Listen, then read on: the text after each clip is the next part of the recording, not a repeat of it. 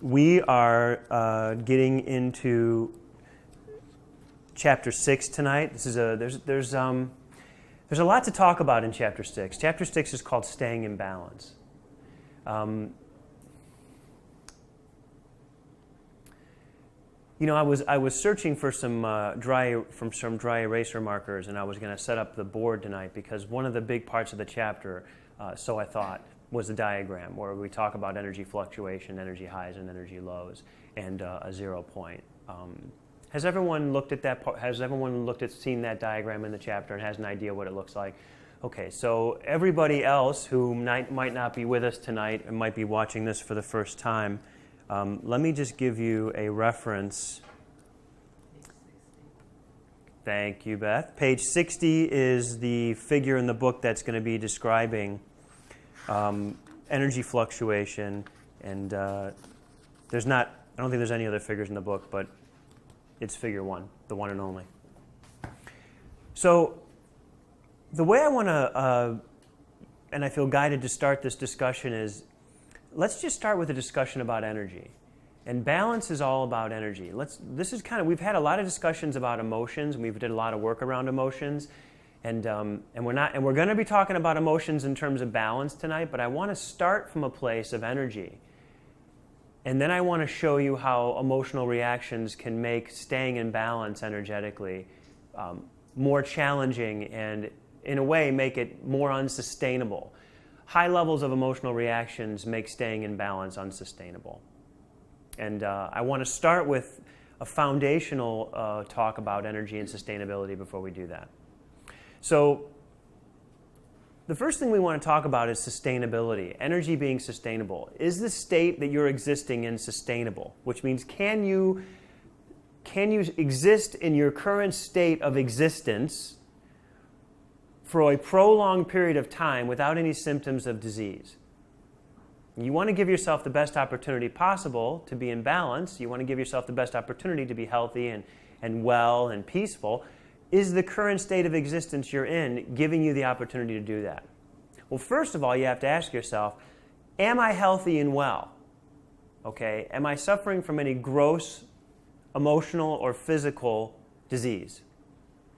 Okay, if you are not sustainable. You are not in balance. That's just an acknowledgement.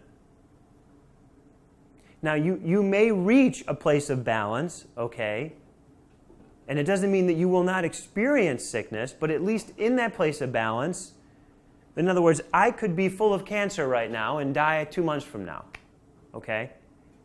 But existing in my life in a balanced way, I would know that I was doing all that I could to not have to go through that lesson that might have to teach me. It doesn't mean I'm immune from those situations happening, you understand?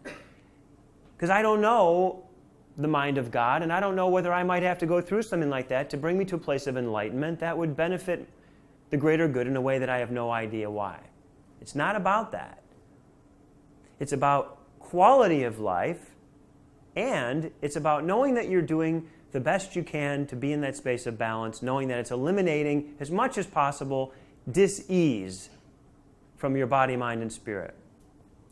So if you are living in a state of obvious dis-ease, okay, you are out of balance.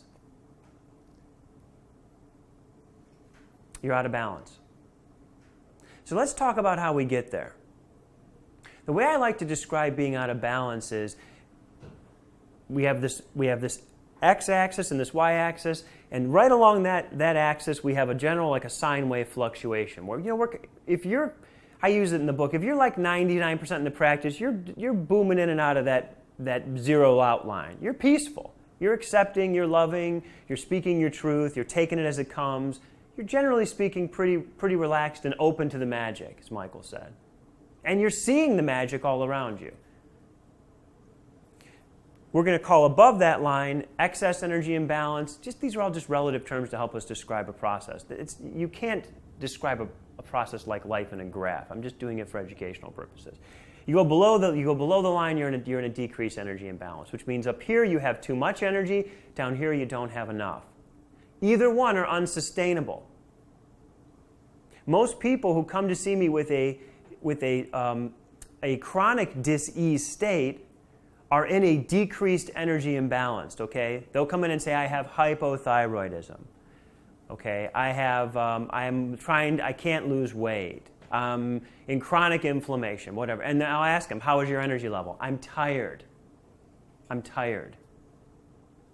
So how many people in the general audience here tend to be tired more than they would like to be? Tend to be tired more than they'd like to be, okay? Yeah, that's an honest representation. How many people in this audience have more energy than they'd like to have? Their problem is they have just way too much energy. They don't know what to do with it. Yeah, that's very true. Okay? But most people don't see having too much energy as a problem. They don't see that as an issue because their high level of energy, they equate with a high level of success. They can be very productive. They can get a lot done. So they're basing whether they're sustainable or not on, are they getting everything done they need to get done? Is it all getting done? Do I have enough energy to get done what I need to get done? If I don't have enough energy to get what I need to get done, I don't have enough energy. If I have more than enough energy to get done what I need to get done, I have enough energy. What's the core thing they're not thinking about? There's no balance. What are you trying to get done? What are you making important? What are you putting, what is the need for the energy?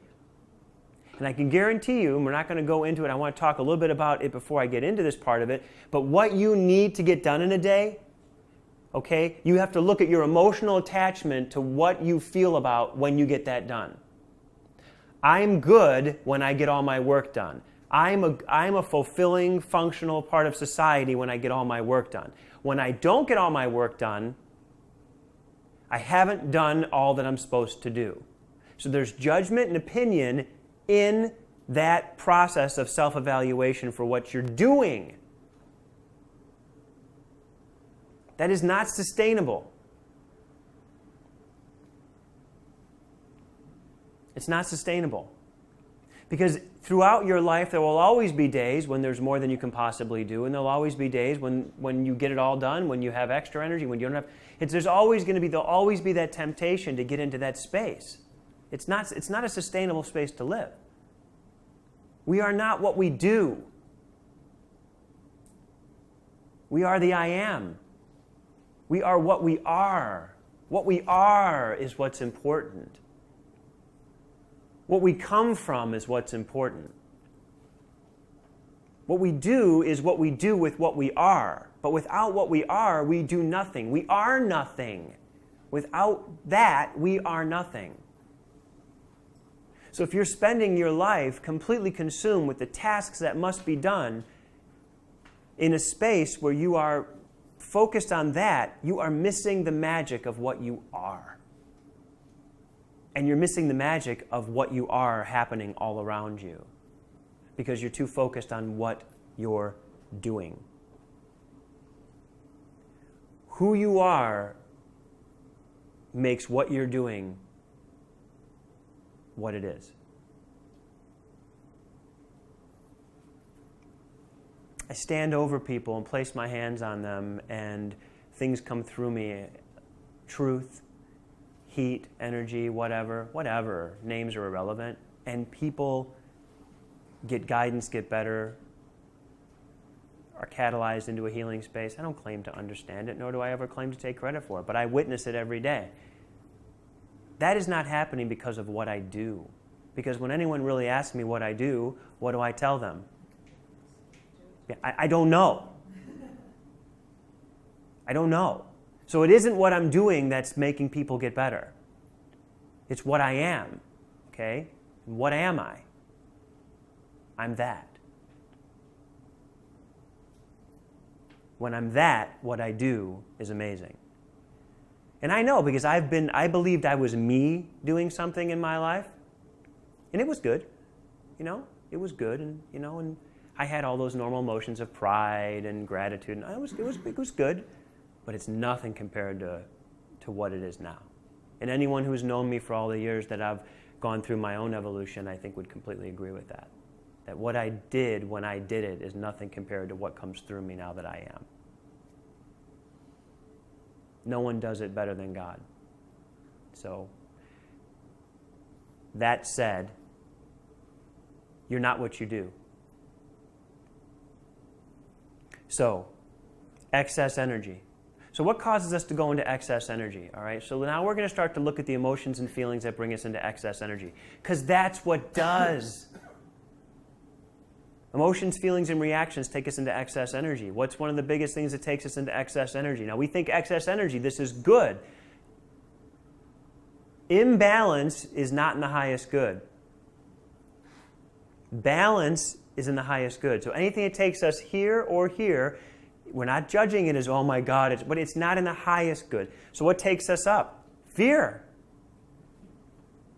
Fear takes us into an excess imbalance. Anxiety, okay? What are fear and anxiety based on? Expectations take us into excess energy imbalance. They can get us pretty charged up. And don't think them getting you pretty charged up in a good way is always a good thing. I'm really excited about what's going to happen tomorrow. Okay, well, let's say it all happens just the way you think it's going to happen, and you were really excited about something happening just the way you knew it was going to happen.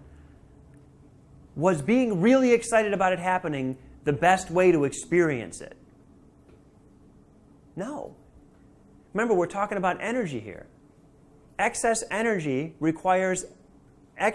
imbalance means you are expending excess energy to have that experience. Did you need to be in an excessive energy state to have that fulfilling experience?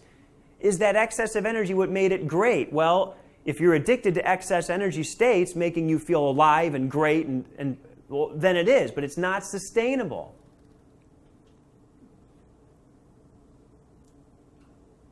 That's why the fundamental principles of the practice of living are just, I know they're monotonous, and I'm going to keep bringing them up again. To be in a space of love, acceptance, peace, compassion, speak your truth.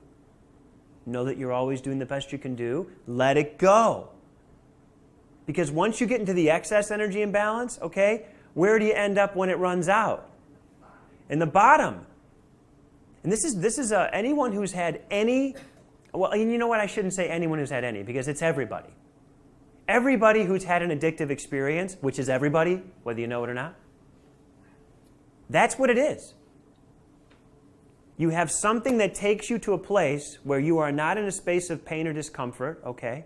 Or you're in a space of complete overstimulation. You start to believe that this is where I want to be. And then you come off of it. And you go down because it wasn't sustainable. What comes up goes down. Has to rebalance. So after it comes off the high, it rebalances into the low, and then it starts to make its way back up into a balance point. But all the way down and all the way below that balance point, you are not happy. Because nothing's going to compare to how it felt. This goes back to what we talked about in earlier chapters about the nature of emotional reaction and how it leads to addiction. It's an unsustainable feeling, whether it's negative or positive.